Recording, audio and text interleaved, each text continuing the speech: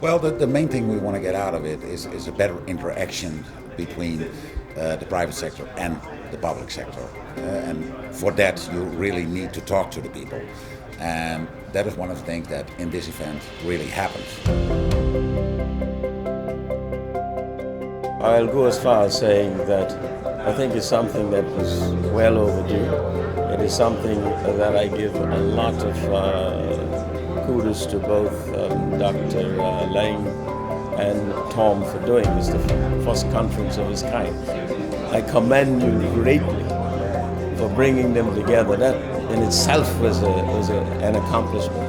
But to get them to interact the way you did, and equally important, to get them to stay to the very end and to dialogue. I've never seen so much interaction in a Caribbean setting. Like you use the word buy and you use the word sell. Yeah. You know, it doesn't necessarily have to be structured that way. You know, new clarification about the relationship between what the public sector has to provide and what the private sector is then able to do. Let's remember that the Caribbean is it's a tremendous incubator space for the work that we're doing, public and private sector. So you need to combine all the models and come up with something, or we're just going to broadcast every model. I cannot really bring in a communications person on my staff. My staff is about 50, 1-5. So it would be better to outsource or work with a government department that has the expertise. This is a godsend to be able to. Other than this, what I do.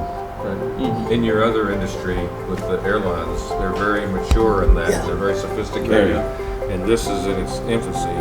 It's good that Tom's here because everybody, Tom, is saying that this is the only way that we get to know each other. From where I sit as a CEO, the budget holder, right? I am interested in one thing: solution. You get this really vibrant exchange that clearly shows that the private sector is a very, very critical player when it comes to early warning systems in the Caribbean. This needs to be unquestionably an annual event or more often. These sort of symposia and these type of exchange opportunities are not very common, and so I think what Varysian has done with support and partnership and collaboration with the CMO is really created an innovative first step towards actual detailed technology-based interface with the national governments and the private sector. I had high hopes for what was going to be happening in the Caribbean Symposium. I'd never heard of anything like it. I wondered what really to expect really. I thought it would have been a smaller audience, maybe 20, 25 persons. So I was pleasantly surprised at the amount of work that was put into it, how we managed to get so many entities involved.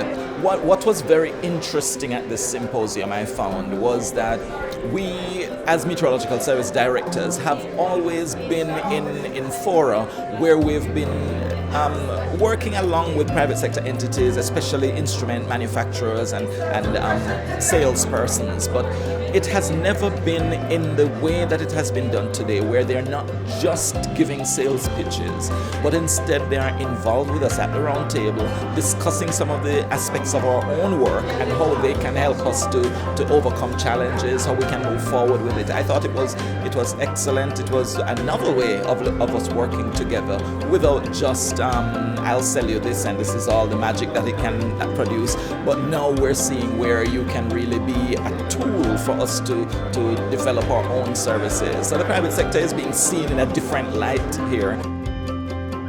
What we're producing is a whole range of services which will help decision makers downstream make better decisions, be that on their farms, be that in their energy systems, be that in their tourism resort, or be that in the city planning. And this needs a lot more than just Met Services. It needs actors on different levels. It needs large regional and global organizations like WMO or World Bank. It needs catalysts who bring these people together like Varysian in this workshop. And it will need further actors downstream like education institutions and NGOs which are going to help the process. I would very much hope that this is the beginning of a continual journey.